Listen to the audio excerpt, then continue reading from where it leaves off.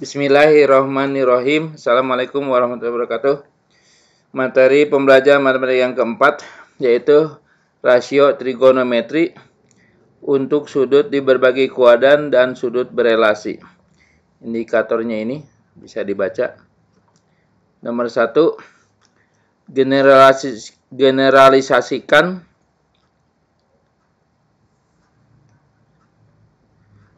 rasio trigonometri untuk sudut-sudut di berbagai kuadran dan berikan contohnya.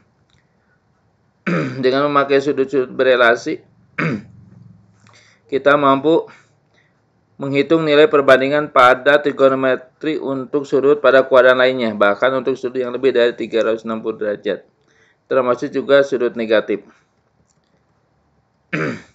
Kita bagi menjadi kuadran 1 sebelah sini, kuadran 2, kuadran 3, dan kuadran 4.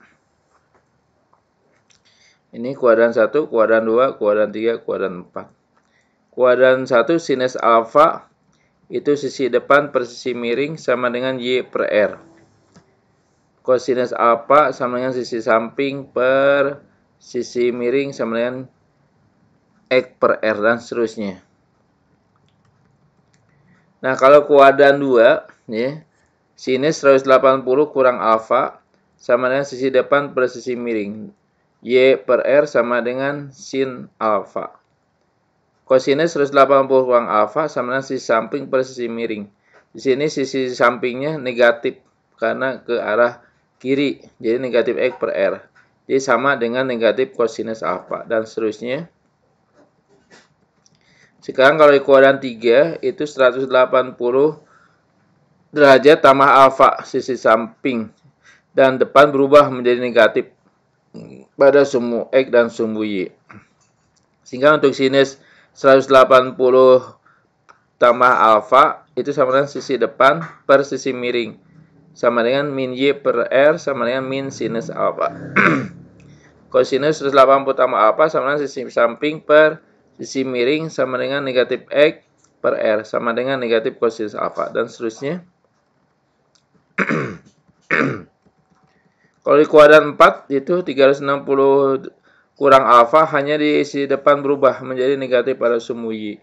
Jadi kalau sinus 360 kurang alfa sama dengan sisi depan per sisi miring sama dengan negatif Y per R sama dengan negatif sinus alfa. Kalau untuk kosinus karena X per R jadi kosinus alfa, dan seterusnya. Ini contoh di kuadran 1, ya. 30 derajat, 60 derajat, 45 derajat itu di kuadran 1. Kuadran 2, contohnya ini 120, 135, 150 yang istimewa. Contohnya ini 120 kan, sama dengan sinus 180 kurang 60.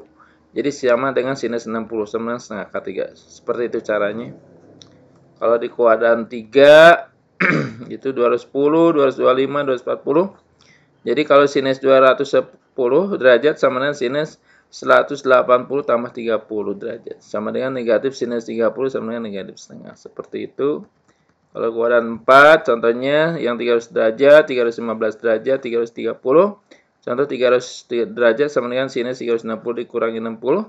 Sama dengan negatif sinus 60 sama dengan negatif setengah per 3. Dan seterusnya. Ini untuk soal cerita, sebuah kapal laut lihat pada radar dengan posisi negatif akar 27,3, maka tentukan posisi kapal dalam koordinat polar. Koordinat polar berbentuk jari-jari, ya, R, alfa. Ini R, alfa. Sehingga kita cari posisinya, R-nya itu 6, ya. Alfanya kita pakai tangan, hasilnya itu 150 derajat. Berarti posisi kapal dalam koordinat polar adalah 6,150 derajat. Ini juga ada soal cerita tentang kapal.